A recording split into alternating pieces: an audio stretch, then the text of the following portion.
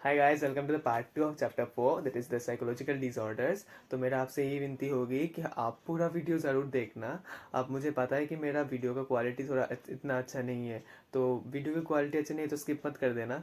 देखो, पूरा वीडियो देख लो। अगर तुमको समझ नहीं आया फिर डिसलाइक कर देना, ठीक है। तो चलिए पार्ट 2 में स्टार्ट करते हैं। पार्ट 2 में हम क्या क्या पढ़ेंगे? आप पार्ट 2 में हम साइकोलॉजिकल डिसऑर्डर्स को पढ़ेंगे, जैसे कि स्किज़ोफ्रेनिया हो गया या फिर आपका फोबिया हो गया, और आपका एनजाइटी हो गया। और दो तीन डिसऑर्डर्स क्या है, और हम फिर ओसीडी फिर ऑब्सेसिव कंपल्सिव डिसऑर्डर भी पढ़ेंगे।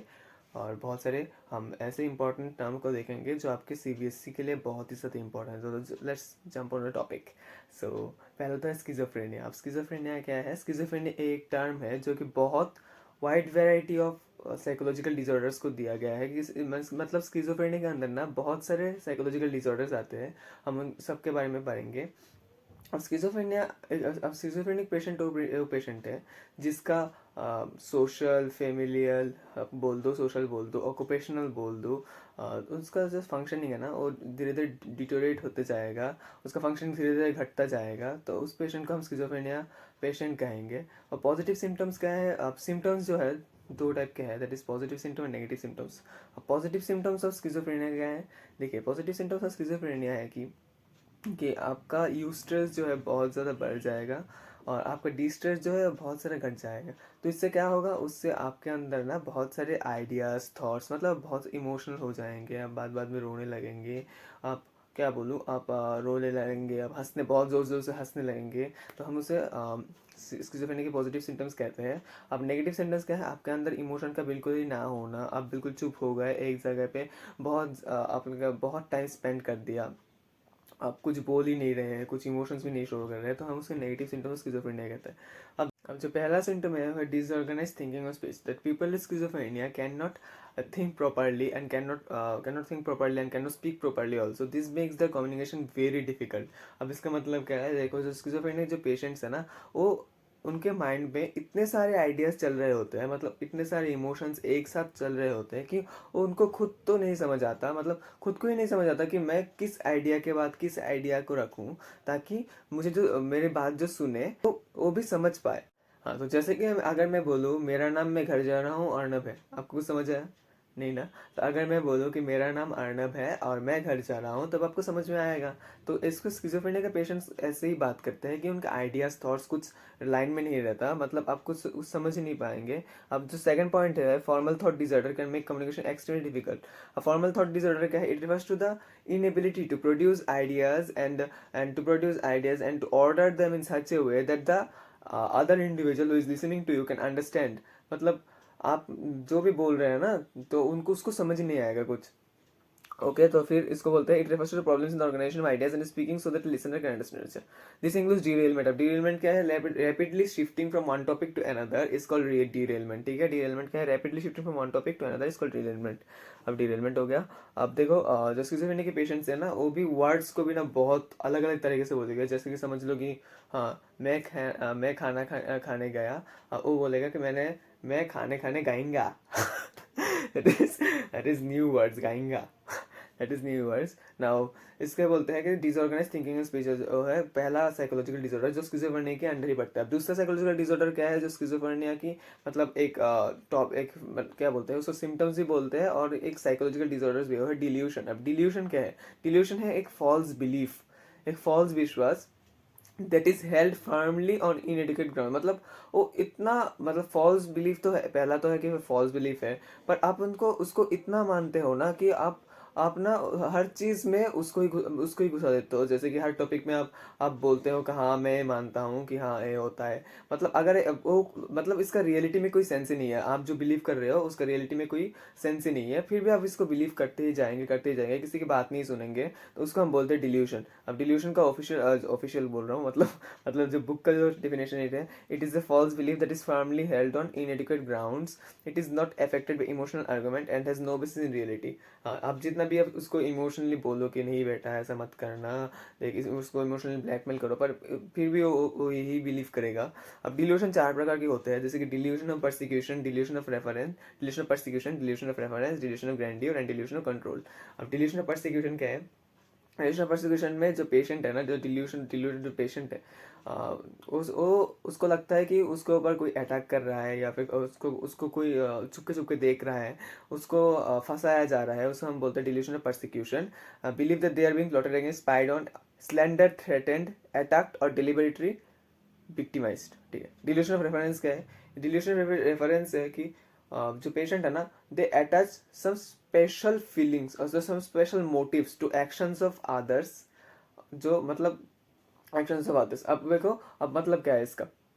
मतलब है कि समझो कि तुम उसके लिए वो पेशेंट है, तो समझा कि हाँ चलो उससे मिल लेता हूँ, उसके साथ बहुत बुरा हो रहा है और डिल्यूशन के पेशेंट है, तो चलो मिल लिया। अब तुम अगर मिलने आए, अगर तुमने बोल दिया कि कैसा चल रहा है तेरा पढ़ाई, तो अगर तूने बोल दिया, तो फिर वो तुम्हें बोलेगा, मतलब वो तुम्हें नहीं बोलेगा, वो सोचने लगेगा कि देख, ये बंदा मेरे पढ़ाई के बारे में सोच रहा है, शायद उसको मुझे शायद वो ना मुझे जलता है, मतलब मुझे देख के उसका जलन जलन होता है, या फिर उसका कंपटीशन है मेरे से, कंपटीशन मेरे से, इसलिए मुझे पूछ रहा है।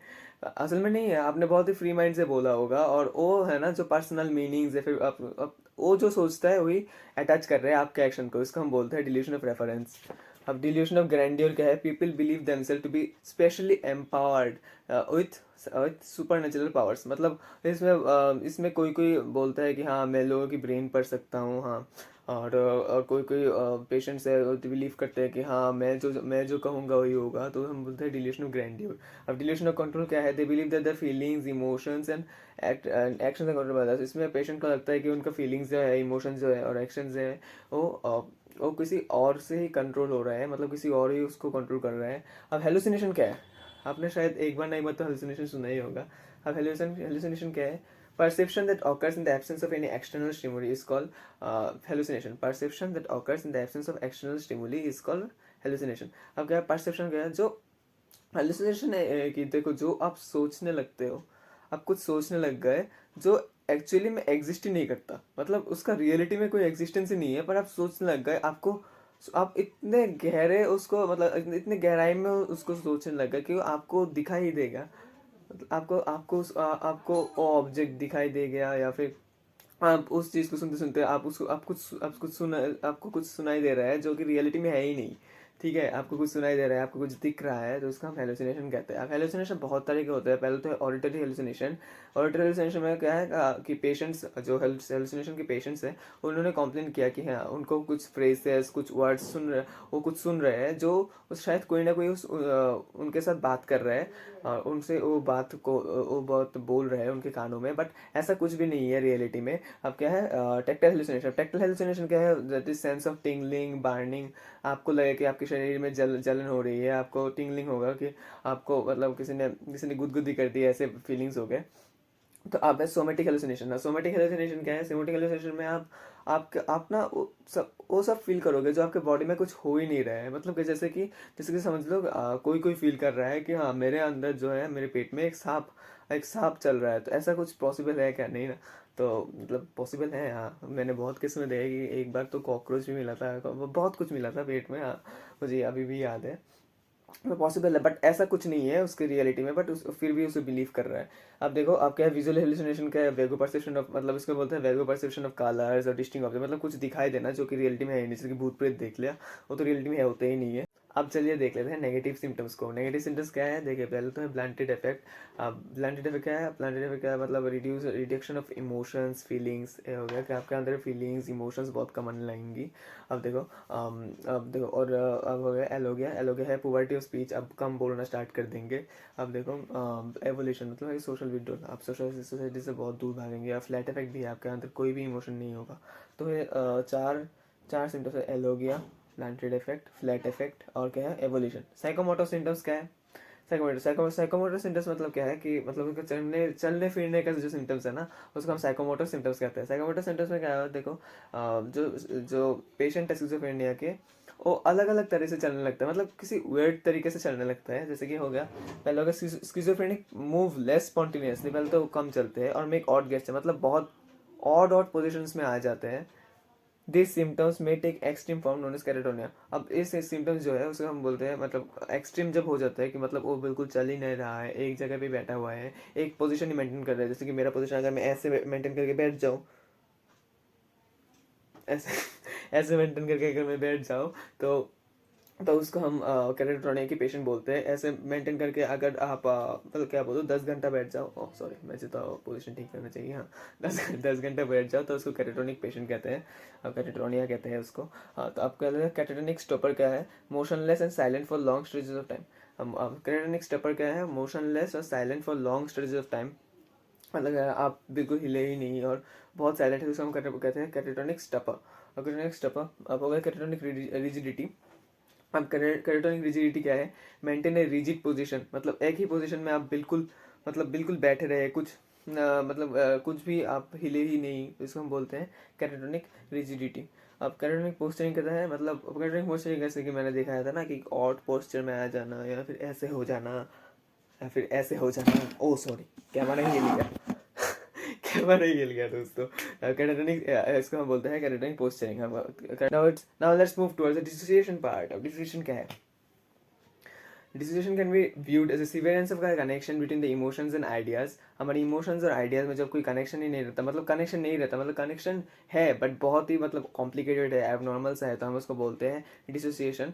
तो डिसोसिएशन में जो 4 फैक्टर्स है, देखो डिसोसिएशन में 4 फैक्टर्स नहीं 4 टाइप्स है actually, dissociative amnesia, dissociative fugue and then dissociative identity disorder and then depersonalization. Dissociative amnesia क्या है, प्लीज़ इसको मतलब क्या बोलो, डिसोसिएशन को आप पूरा नोट कर लो। Dissociative amnesia. Dissociative amnesia is characterized by Dissociative amnesia is characterized by extensive but selective memory loss that has no organic cause. अब उसका मतलब क्या है देखो, अब फिर से रिपीट कर देता हूँ। Dissociative amnesia is characterized by extensive but selective memory loss. इसका मतलब क्या है देखो, Dissociative amnesia का जो पेशेंट्स है वो मतलब कुछ चीज़ें उनको याद नहीं रहेगी और बाकी बहुत जो चीज़ें हैं ना, बाकी सब चीज़ें उनको याद है, कुछ चीज़ें उनको याद ही नहीं रहेगा। जैसे कि देखो कि वो ना किसी लोग के बारे में भूल जाएंगे, किसी लोग उनको याद नहीं आएगा, कुछ सिचुएशन उनको याद नहीं आएगा, उसको हम बोलते हैं डिसोसिएटिव एमनेशिया। अब डिसोसिएटिव फिगर क्या है, डिसोसिएटिव फिगर जो है वो डिसोसिएटिव एमनेशिया की पार्ट है। बट डिसोसिएटिव फिगर क्या है, डिसोसिएटिव फिगर में जो फीचर्स है कि बंदा अचानक से क्या बोलूँ, बंदा अचानक से क्या चला जाएगा घर से या फिर कुछ अपने ऑफिस से कहाँ भी चला जाएगा, देन उसको वो एज्यूम कर लेगा उसका एक नया आइडेंटिटी वो एज्यूम कर लेगा। देन देन वो अपना प्रीवियस आइडेंटिटी, अगर मैं समझो मैं राम हूँ, मैं एक ऑफिस का एम्प्लॉय हूँ, तो मैं अपने आप को इमेजिन कर रहा हूँ कि हाँ मैं शाम हूँ और मैं ऑफिस का बॉस हूँ।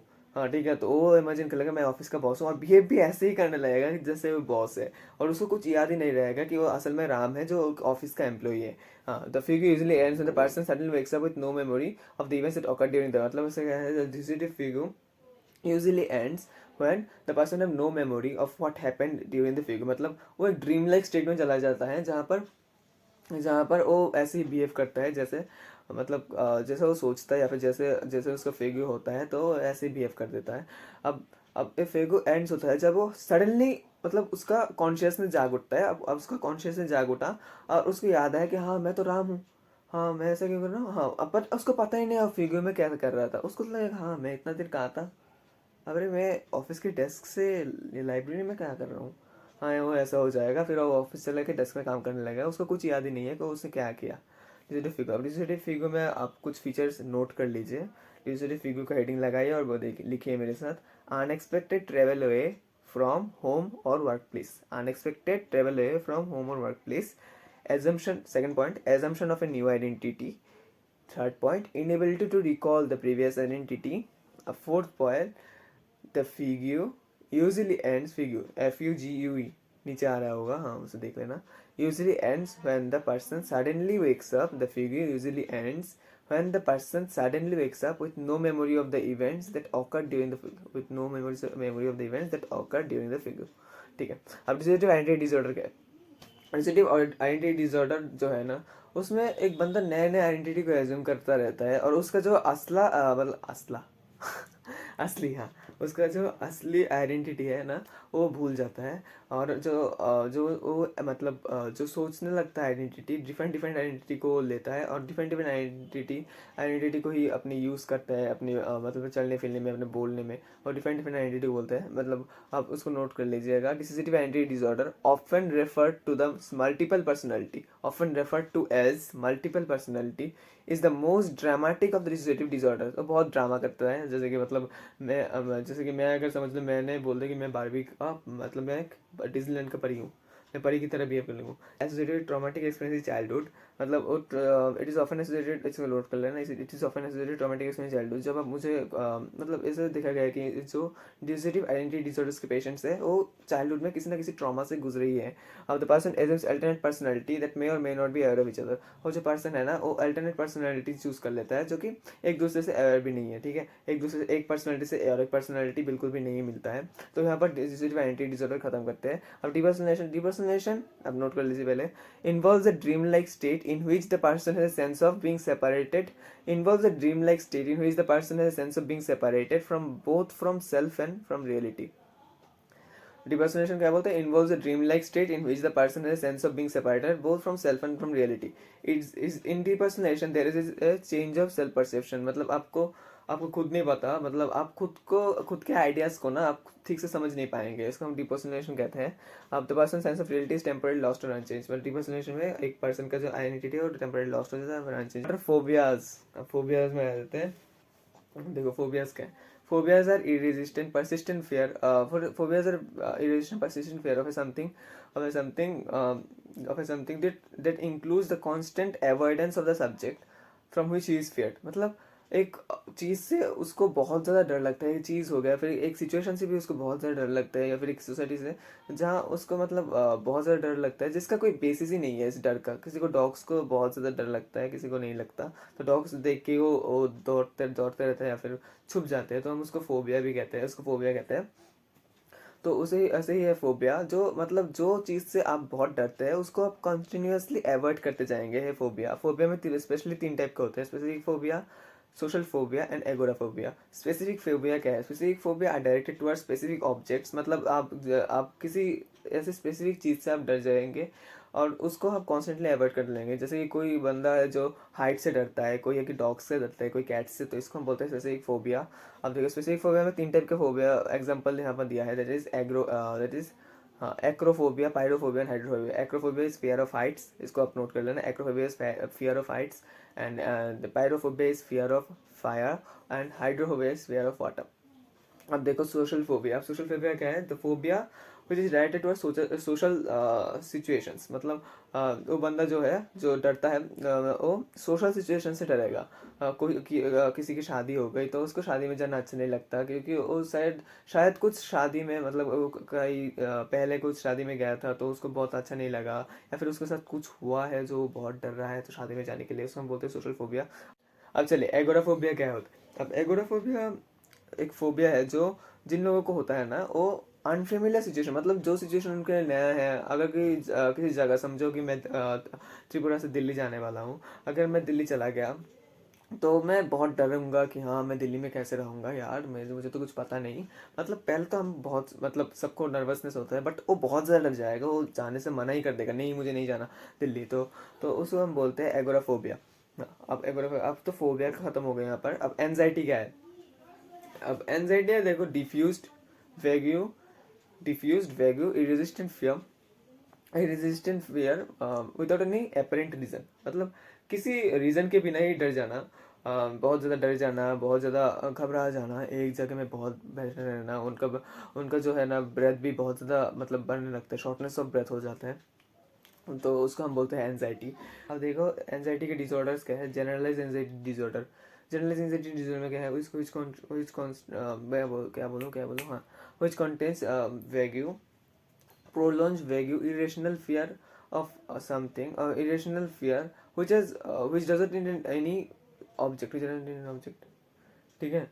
अब मतलब क्या है कि देखो जनरल एंजाइटी डिसऑर्डर में आपको एंजाइटी होगा जो कोई भी एक ऑब्जेक्ट से रिलेटेड नहीं होगा, आप कैसे भी मतलब आप कोई भी ऑब्जेक्ट नहीं चाहिए आपको, आपको डर जाने में, आपको एंजाइटी होने में, आप सिर्फ सोचेंगे और डर जाएंगे।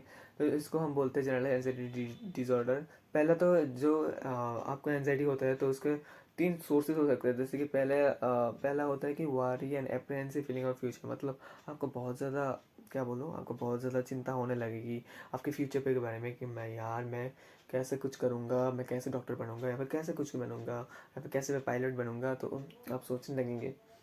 अब आप फिर से सोच रहे हैं कि यार मेरे से कुछ नहीं होगा, तो हम उसको बोलते हैं एप्रेंसिव फीलिंग। अब हाइपर विजिलेंस, मतलब आप कॉन्स्टेंटली सर्च करते रहेंगे अपने एनवायरनमेंट को। हाइपर विजिलेंस क्या है, आप कॉन्स्टेंटली एक सर्च करते रहेंगे अपने एनवायरनमेंट को कि कोई खतरा तो नहीं है। मतलब आप जिस चीज़ को बहुत ज़्यादा डरते हैं कहीं, वो चीज़ तो नहीं है। जैसे कि अगर आप कॉकरोच से डरते हैं और आपके पैर में अगर कॉकरोच आ जाए, तब तो आपका पूरा नींद ही खराब हो जाएगा। तो आप कॉन्स्टेंटली सर्च करेंगे कि क्या कॉकरोचेस है।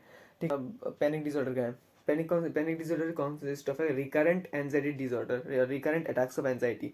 आप समझते हैं कि एंजाइटी जनरल एंजाइटी डिसऑर्डर में हमने देखा था कि एंजाइटी सिर्फ एक बार ही आता है। अब और पैनिक डिसऑर्डर में ना आपको इंटरवल में, अब एक इंटरवल में ही आपको बहुत सारे एंजाइटी अटैक्स आएंगे। जैसे कि 5-7 मिनट गैप देके फिर से आपको एंजाइटी हो रहा है, 10 मिनट गैप देके फिर से आपको एंजाइटी हो रहा है, तो इसको हम बोलते हैं पैनिक डिसऑर्डर। अब पैनिक डिसऑर्डर में बहुत बार बार एंजाइटी आता है, तो इसको पैनिक डिसऑर्डर ना आपको ट्रॉमा से ही होता है ना। अगर आपका किसी चीज़ से आपको बहुत ज़्यादा ट्रॉमा आया, जैसे कि आपका किसी का डेथ हो गया, या फिर कुछ किसी ने आपके साथ बहुत बुरा किया है जिससे आपको ट्रॉमा आ रहा है, तो उससे ही पैनिक डिसऑर्डर क्रिएट होता है basically panic attack denotes an abrupt attack of intense anxiety rising to peak when thoughts of particular stimulus present. अब पैनिक डिसऑर्डर में आप किसी चीज़ के बारे में सोचते हो, तो उससे आपको ना बहुत ज़्यादा एंजाइटी हो जाती है कि यार कैसे मेरी, जैसे कि आप समझो कि कैसे मेरी फैमिली में उनका देहांत हो गया, कैसे यार कैसे कुछ नहीं कर सकता मैं। हाँ, such thoughts occur in an unpredictable, आपको कुछ पता भी नहीं होगा, अचानक से आपके माइंड में आ जाएगा इस थॉट्स, तो उससे आपको पैनिक डिसऑर्डर होगा। अब देखो जो सिम्टम्स है, जो एंजाइटी डिसऑर्डर का जो सिम्टम्स है ना, वही मतलब आपका मेन है। एग्जाम में आपको केस स्टडी में पूछा जाएगा, जैसे कि रैपिड हार्ट रेट हो गया, शॉर्टनेस ऑफ ब्रेथ हो गया, डायरिया हो गया, लॉस ऑफ एपेटाइट हो गया, फेंटिंग हो गया, स्वेटिंग, स्लीपलेसनेस, ये सब आपको होगा। अब देखो, अब जो पैनिक डिसऑर्डर के जो सिम्टम्स है, वो शॉर्टनेस ऑफ ब्रेथ सेम ही है, ट्रेवलिंग, चोकिंग, जो कि आपको सांस लेने में दिक्कत होगी, then losing control, feeling of dying, dizziness, then nausea, fear of going crazy. Okay, तो ये था। अब तक देखिए आपने एनजाइटी भी स्टडी कर लिया। अब एक बहुत ज़्यादा इंपॉर्टेंट डिसऑर्डर है जो है separation anxiety disorder, said. Said actually बच्चों में बहुत ज़्यादा दिखा गया है। सेड क्या है, देखो, separate anxiety disorder, separation anxiety disorder में आपको मतलब डिफाइन किया गया है। It is an anxiety disorder, it is an anxiety disorder, मतलब क्या बोलूँ, the person with this type of anxiety, the person with this type of anxiety is feared, मतलब वो बहुत ज़्यादा डरता है, is feared from separating from his near and dears, like his mother, father, his uncles, his girlfriend, etc., his wife, etc. So उसको हम बोलते हैं सेपरेशन एंजाइटी डिसऑर्डर। अब प्रॉपर डिफिनेशन देख लेते हैं। Sad is another type of anxiety disorder, individual separation anxiety disorder, fearful and anxious about separation from attachment figures। हाँ, तो मैंने यही बोला है। चिल्ड्रन इज सैड में have difficulty being in A room. हाँ, जो चिल्ड्रन का जो सैड सैड मतलब क्या, सेपरेशन एंजाइटी डिसऑर्डर, इसको हम शॉर्ट फॉर्म में सैड बोलते हैं। तो सैड जो जो चिल्ड्रन में सैड होगा, और मतलब सैड से सफ़र करेगा, तो उसको ना एक अकेले रूम में भी रहने में डर लगता होगा, वो उसे नहीं मतलब वो नहीं रह पाएगा, वो हमेशा लोगों के बीच रहना चाहेगा, वो स्कूल में अकेला नहीं जाना चाहेगा। तो ऐसे इसको हम बोलते हैं सेपरेशन एंजाइटी डिसऑर्डर। अब देखिए, हम इस चैप्टर के लास्ट पार्ट में आ चुके हैं, और सिर्फ हम एक ही और डिसऑर्डर के बारे में पढ़ेंगे, थे ओसीडी। ठीक है, ओसीडी बहुत ही इंपॉर्टेंट है। OCD, obsessive compulsive disorder. अब ऑब्सेसिव कंपल्सिव डिसऑर्डर क्या है? Obsessive compulsive disorder is that disorder in which the individual can not control और can not control the repeated set of acts which he और she is doing. मतलब क्या है, देखो, एक इंडिविजुअल है जो बार बार किसी चीज़ को कर रहा है। मतलब हमने बहुत से बार ऐसे देखा है कि कोई लोग ऐसा होते हैं कि बार बार अपने डिशेस को क्लीन कर रहा है, जैसे कि 5-7 बार आपने बर्तन को ही मांज रहा है। हाँ, 7 बार, एक दिन में ही 7 बार उसने बर्तन मांज दिया, 5 बार उसने बर्तन मांज दिया, तो हम इसको ऑब्सेसिव कंपल्सिव डिसऑर्डर कहते हैं। वो खुद भी नहीं चाहता बार बार करने को, बार बार सोचने को, किसी चीज़ को बार बार करने को, बट फिर भी उसको नहीं रोक पाता, चाह के भी नहीं रोक पाता, तो हम उसको ऑब्सेसिव कंपल्सिव डिसऑर्डर कहते हैं। जो ऑब्सेसिव कंपल्सिव डिसऑर्डर्स के जो पेशेंट है ना, वो खुद भी चाहते हैं इस सेट ऑफ सीरीज से और फिर एक्ट से बाहर निकलने का, मतलब एक चीज़ को अब दोबारा नहीं करने को, बट वो हो जाता है। So that is it for today's guys. तो पार्ट 2 भी हमारा हो चुका है खत्म, और उसके साथ अपने चैप्टर 4 भी कर लिया है खत्म। तो हमारा 4 चैप्टर्स हो चुका है। तो नेक्स्ट वीडियो होगा वो केस स्टडी के ऊपर होगा, क्योंकि 4th चैप्टर से ना बहुत सारे केस स्टडी आपको देखने को मिलेंगे एग्जाम में। तो be prepared. That is all, thank you.